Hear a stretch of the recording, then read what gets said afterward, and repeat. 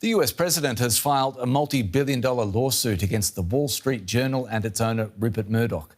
The newspaper had claimed that Donald Trump wrote a lewd birthday message to the late convicted sex offender, Jeffrey Epstein.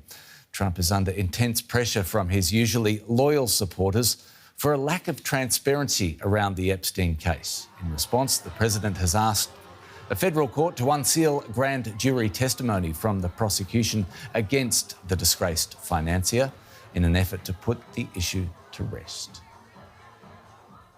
Well, let's speak to Ethan Bearman of Loyola Law School in Los Angeles. He's an attorney and a political commentator. Great to get to you at this moment, Ethan. Do you think that Trump's case against the Wall Street Journal will ever actually make it to court? Well, it really turns on a key factor from a very important United States Supreme Court decision from 1964 called New York Times v. Sullivan and its subsequent cases thereafter in the appellate and Supreme Court systems. It depends on whether or not the Wall Street Journal did their fact-checking, as they claim they did, to determine the authenticity of this letter before publishing the story. If they did that, this could just be bluster from Donald Trump to try and pressure them or distance himself from the story. But if he really does try and go through with this, and the Wall Street Journal did their homework and made sure to double check everything before publishing it, Donald Trump would have a very difficult fight on his hands in the courts. With that said, does Trump even need a strong case to get a result? Or do Murdoch and his media conglomerate News Corp only need to believe that Trump can make their daily lives very difficult if he doesn't get his way somehow? Well, as we've seen with both ABC and CBS here in the United States, sometimes the pressure alone will get them to come to the table and pay out a sizable settlement. It really depends on where the Wall Street Journal stands on this, and ultimately, their owners, the Murdochs, and how much they want to fight Donald Trump on this. Again, if they believe that this was a true and accurate story, and it was exclusive and was important to share, I can see them fighting it, especially because the Murdochs have a history of really standing up for what their publications put out there. And so I could see them defending this vigorously and taking on Donald Trump if they so chose.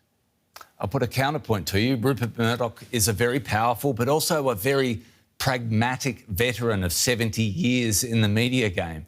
Can you see any world where he pays perhaps not billions but millions to keep the peace here? Absolutely. If this looks like it's going to hurt their subscriber base or some other damage to their media empire, it would be an easy out to do what ABC and CBS did and pay somewhere in the range of $15 to $20 million to get this thing out of the news as quickly as possible. That's possible. And again, that would be realistic if they are seeing the damage to their income and their media empire.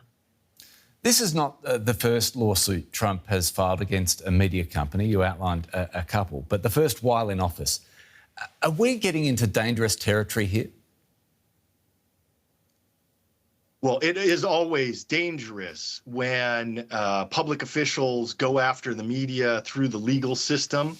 Again, this isn't some, weird little one-off publication. The Wall Street Journal, regardless of your politics, is a well-regarded publication that has a tremendous track record of journalism and breaking stories that are important.